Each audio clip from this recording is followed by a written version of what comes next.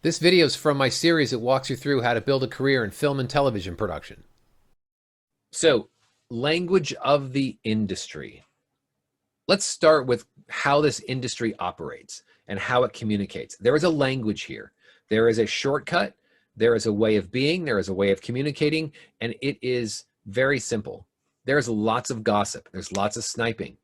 How do you participate in that and keep your nose clean? My method is to stay out of it. I don't get involved in the gossip. I never do. I never have. It's interesting. It's funny. It's kind of sad, the people who gossip about other people. For me, it says, if someone's gossiping to me about some other person that I've worked with, it's what it says to me is the person who's standing in front of me telling me gossip about this other person, if they're willing to throw this other dude under the bus, what are they saying about me to other people?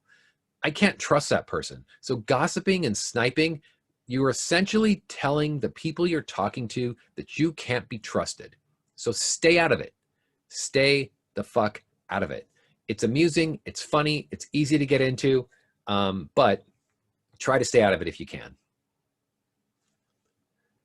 So some sort of basics about watching content, either a movie or television with other people.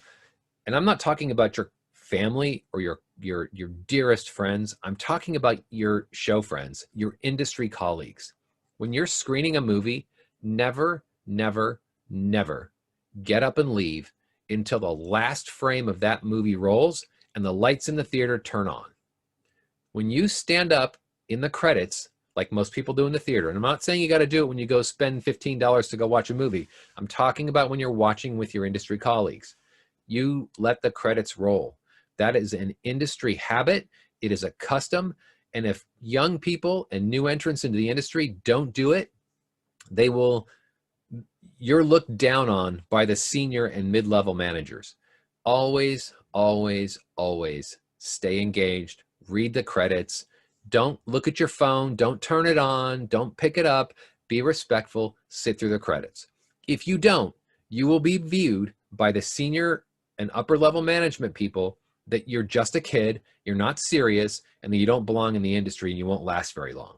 So be careful about it. It sounds stupid, it sounds trivial, but it isn't. So the structure of how you communicate what you think about someone's work is really, really important. And the structure is always beginning with some kind of compliment. Find something to compliment. If you're talking about a film that you really don't like, it may have amazing acting and it may have great set design or it may have amazing editorial. You can start by saying those things. If you thought the structure and the story was shit, keep your goddamn opinion to yourself. No one wants to know about it. Unless you're the person whose job it is to interrogate and pass judgment on someone's work. If you're a producer talking to an editor or director about a cut they just turned in, if you're a development executive talking to a writer about a draft they just turned in, you have to be honest, you have to be candid, but you got to do it in a way where it's constructive. It begins with complimenting something you liked in the movie, okay? Secondly, it then goes into what issues you're having with that particular thing that you're working on, whether it's a cut or it's a draft or whatever.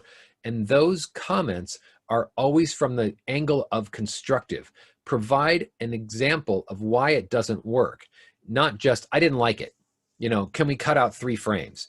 That kind of nonsense doesn't help anybody, and it makes you look like a fucking idiot. It makes you sound like an idiot. Be constructive. For example, in a draft, if you're talking about a problem later on that a character has said or done something that's not consistent with their behavior in the beginning of a draft, provide the example and connect it to how their behavior existed in the past. Those kinds of things. In a cut, if there's something that just doesn't feel right in the edit, it's a bit clunky, it's choppy, you might say it's a bit clunky. Is there a way, is there other footage we can cut to try to get it to smooth out a little better? Those kinds of things. Instead of saying at 129, 30 frames, I got taken out of the story because, you know, there was a bad cut in there. You know what? Remember, the person you're talking to is basically standing in front of you naked for you to pass judgment on their work. So remember that. The person you're talking to is a human being. They've created something that they think is good, they think is right, they think it's ready to be shown to someone. If it's not, or you think it's not, you have to have compassion for that person. And remember, the person you're talking to is someone you work with. It's someone you should care about as a fellow human being. You don't necessarily have to like them as a buddy or as a friend or whatever, but you're working with them. You should treat them with respect, and you should treat them as if they're relevant and their ideas are relevant. Now, as an executive, as a producer, as a development executive, or whatever, creatives create ideas. They throw out balloons. They try ideas. 9 out of 10 of them, 8 out of 10 of them are going to suck. Unless you're some genius and you can get 50-50 or 60-40. In other words, 40% are good and 60% are crap. The fact is, most creatives don't produce great ideas all the time. Your job as that executive is to figure out how to pull out the great ideas and convince them to drop the bad ideas for whatever project you're working on. And those ideas that you're trying to push forward need to always support the project you're working on, which is the next point. Every single comment, judgment, anything you're talking about, every single decision you're making should be made from the perspective of, does this benefit the picture? Does it benefit the project? Or is it just my opinion about what I think should happen?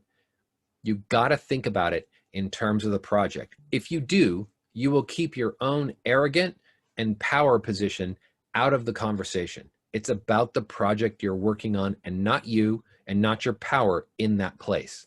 You might have power, but the people with the biggest power I've ever seen in my career, the producers, the executives, the studio heads, every single one of them does it politely. They do it compassionately. They almost always get what they want, but they do it in a way that makes everybody else behind them get in line, not because they're powerful, but because the idea they have and what they want supports whatever project that they're working on. That's how you get everybody else to line up.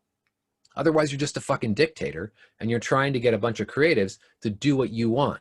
And that's really hard in a business filled with cats. You are herding cats when you're an executive, a producer, or whatever you're doing. You're constantly herding cats. That's your job. So the final point I'll make is the power of positive thinking. If someone comes up to you and says, "How are you?" your answer will always be, "Great." End of story. They don't want to hear about your fucking life. They don't want to hear about your home problems. They don't want to hear about your car breaking down. They don't give a shit. They're only asking you that question to be polite. There are people who you will become close friends with, who you can figure out how to unload the hassle, the politics, the gossip, the shit you hate about your job. Those people exist. They're at home and they're with your family. They're and your dearest, closest friends in the industry. It's with no one else.